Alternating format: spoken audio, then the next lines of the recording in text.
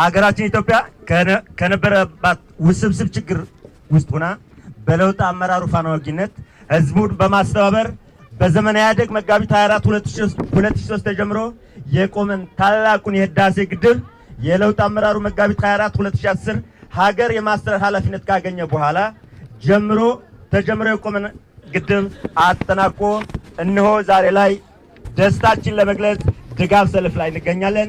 እንኳን ደስ አለን። ህዳሴ ግድቡ ተጀምሮ እስኪጠናቀቅ ድረስ ሁሉም ኢትዮጵያዊ ቦንድ በመግዛት የተሳተፈበት የሁሉም ኢትዮጵያውያን አሻራ ያረፈበት የአንድነትና ጽናት ተምሳሌት የሆነ ታላቅ የህዳሴ ግድብ ነው። ይህ ግድብ ዳግማዊ የአድዋ ድልን የሚያሳይ አንዱ መገለጫ ነው።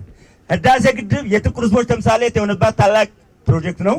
ህዳሴ ግድባችን ለኢኮኖሚ ሉዓላዊነታችን ማንሰራራትና ለዲፕሎማሲ ስኬት ብሔራዊ ጥቅማችን ለማረጋገጥ ትልቅ አቅም ነው። ታላቁ የኢትዮጵያ ህዳሴ ግድብ የገጠመን የዲፕሎማሲ ጫናና የምህንድስና ውስብስብነት ፈተናዎችን አልፎ ለምረቃ የበቃ የእያንዳንዱ ኢትዮጵያዊ ዜጋ የላብና የደም ውጤት ነው።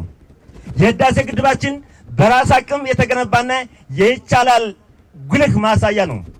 ህዳሴ ግድባችን የሚሰበስበው ገቢ ለህዳሴ ግድባችን ተብሎ የሚሰበሰበው ገቢ የት ደረሰ ለሚሉ ብለው ለሚጠይቁት መልስ የሚሰጥ ፕሮጀክት ነው። የተከበራችሁ የዚህ ፕሮግራም ታዳሚዎች፣ ክቡራትና ክቡራት፣ የውጭ ተጽዕኖ ሳይበግረው በለውጥ አመራሩ ፋና ወጊነት ህዳሴ ግድባችን በቅርብ ጊዜ ተመርቆ እነሆ ዛሬ ላይ በድጋፍ ሰልፍ እንገኛለን። ስለሆነም ግድባችን የይቻላል መንፈስ ግድባችን የይቻላል መንፈስን እርሾ የቁጭት ታሪክ ማብሰሪያ ታሪክ ነው። ግድባችን የመቻል ማሳያ የማንሰራራት ጅማሮ ምልክት ነው። ህዳሴ ግድባችን የብልጽግና አሻራ ነው። ህዳሴ ግድባችን በራሳችን አቅም በአፍሪካዊነት ኩራት የተገነባ እውነት ነው። ግድባችን ለተፋሰሱ ሀገራት በረከት እንጂ ጉዳት አይሆንም። ግድቡን ማጠናቀቅ የአሸናፊነት ድል አክሊልን መድፋት ነው። ግድባችን የህብረ ብሔራዊነት አንድነታችንና የህብረ ብሔራዊነታችን መሰረት ነው።